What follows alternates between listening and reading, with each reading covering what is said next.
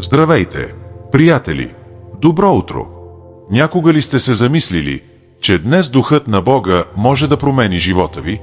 Съм тук, с отворено сърце, пред нашия Отец, който ни обича, благодарен за тази нова заря. Усещам шума в ума си, натиска на деня и празнотата, която понякога стяга, но виждам Неговото обещание да сияе. Нека чуем Неговата дума от Деяния 2, стих 17. В последните дни ще изляна дух си върху всяка плът. Като ваш пастор, ви питам, сте ли готови да приемете този огън? Погледнете, това обещание е за вас, не само за перфектните или религиозните. Бог иска да изпълни всеки младежа с визии, стареца с мечти, дори вас вашите борби.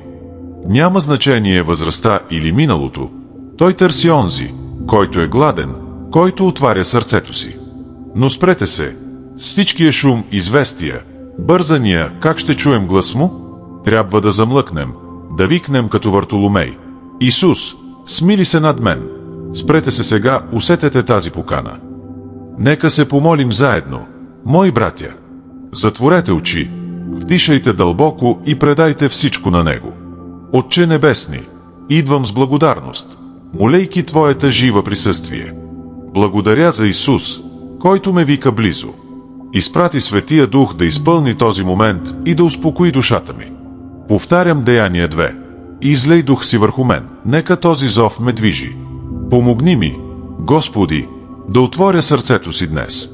Нека кръвта на Исус измие разсеяността, която ме отдалечава, и ми даде мир да чуя Твоя зов. Насочи краката ми в деня, пази сърцето ми от гласове, които объркват, и ми покажи Твоята воля.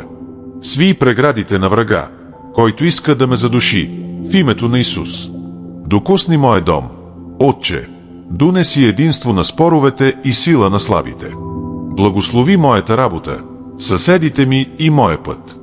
Нека Твоята светлина махне страха и донесе живот на улицата. Изпрати Твоите ангели да пазят всеки мой ход днес. Господи, предавам хаоса в ума си, болките, които нося, и мечтите, които заспаха. Вземи от мен гордостта и ми дай глад за Тебе. Поднови моята сила, когато падна, и събуди моя дух с Твоята мощ.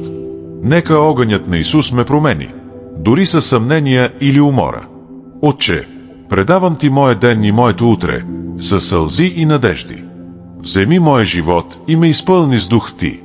Нека усетя Твоето докосване да ме води, дори в тишината. В мощното име на Исус се молим. Амин. Благодаря Ви, че се молихте с мен, скъпи хора.